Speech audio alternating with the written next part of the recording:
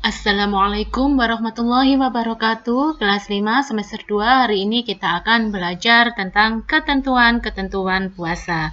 Sebelumnya mari kita berdoa terlebih dahulu. Bismillahirrahmanirrahim. Rabbi zidni ilman nafi'ah warzuqni fahman thayyibah birahmatika ya arhamar rahimin. Amin ya rabbal alamin. Syarat-syarat puasa. Syarat-syarat puasa, ada syarat-syarat wajib puasa dan syarat sah puasa. Sekarang kita akan membahas syarat wajib puasa. Bagaimana siapa saja yang wajib untuk berpuasa? 1. Orang yang beragama Islam. Selain Islam tidak wajib untuk berpuasa. Tidak hanya beragama Islam saja, tetapi ada syarat yang kedua, yaitu sudah baligh.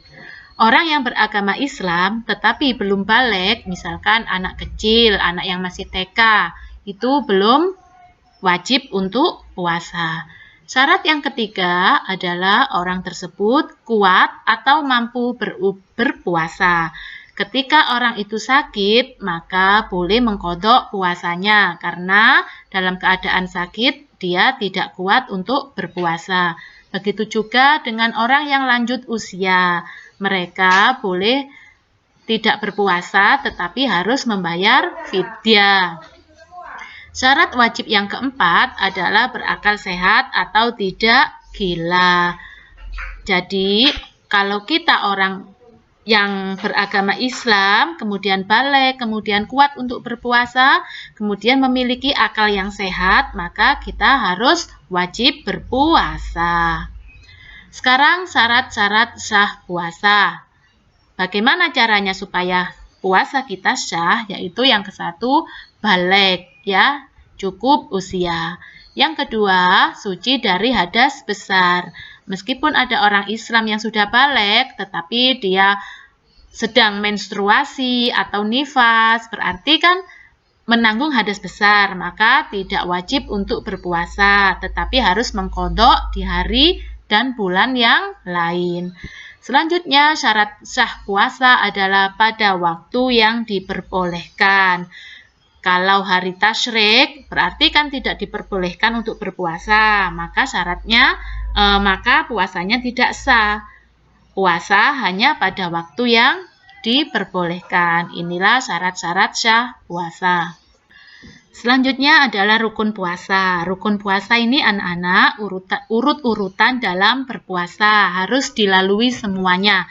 Rukun puasa yang ke-1 adalah niat. Niat dibaca pada malam hari sebelum fajar terbit. Adapun niat puasa Ramadan yaitu nawaitu syauma ghadin an adai fardhi syahri ramadhana hadhihi sanati fardholillahi ta'ala. Niat ada di dalam hati, tetapi kita boleh mengucapkan untuk menuntun hati kita dalam melakukan niat puasa.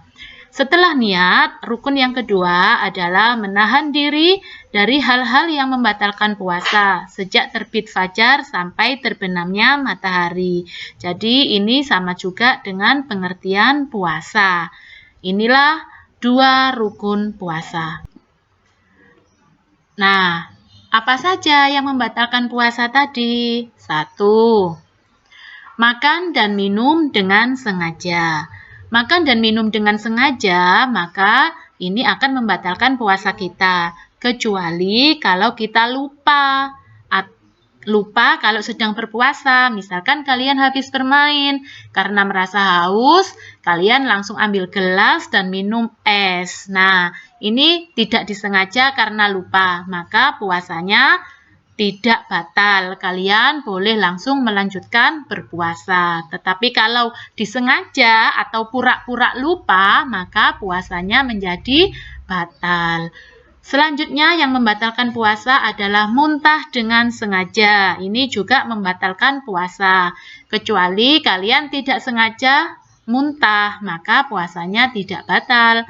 Yang ketiga, yang bisa membatalkan puasa adalah hilang akal, yaitu gila, mabuk, atau ayan. Ini akan membatalkan puasa. Yang keempat, terjadi hubungan suami dan istri ketika siang hari. Ini juga akan membatalkan puasa. Tetapi kalau dilakukan pada malam hari tidak membatalkan puasa. Selanjutnya yang membatalkan puasa adalah keluar darah haid dan darah nifas. Perempuan yang sudah balik setiap bulan akan mengalami masa menstruasi. Meskipun maghrib kurang 5 menit, sedangkan darah menstruasi keluar pada waktu itu, maka puasanya tetap batal dan harus mengqadha atau mengganti di hari dan bulan yang lain. Selanjutnya adalah murtad. Orang murtad atau keluar dari agama Islam, maka secara otomatis puasanya batal. Anak-anak, jika kalian ingin puasa kalian menjadi puasa yang sempurna dan ada nilai plusnya dalam puasa kita, maka ayo kita melaksanakan sunnah-sunnah puasa berikut ini. Yang pertama, berbuka dengan yang manis-manis, misalkan berbuka dengan kurma, atau mengawali berbuka dengan minum teh manis. Ini adalah sunnah puasa. Yang kedua, makan sahur, karena ketika sahur banyak sekali keberkahannya.